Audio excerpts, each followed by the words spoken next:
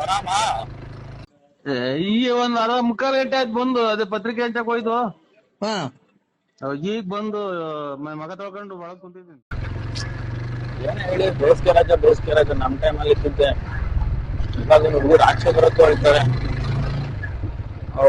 ಯಾಕಣ ಯಾಕಲ್ಲ ಗಾಡಿ ನಿಲ್ಸಿದ್ರು ಇದ್ ಮಾಡ್ತಾರಲ್ಲಪ್ಪ.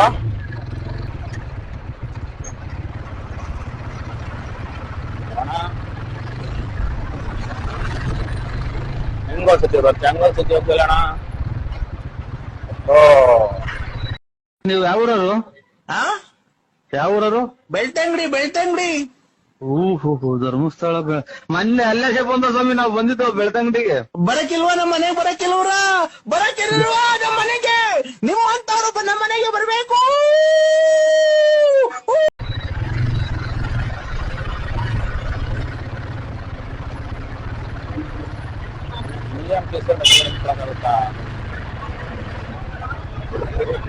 ಅದೇ ಮೇಲೆ ಬಂದ್ಬಿಡ್ತಾರೆ ಹಂಗೆ.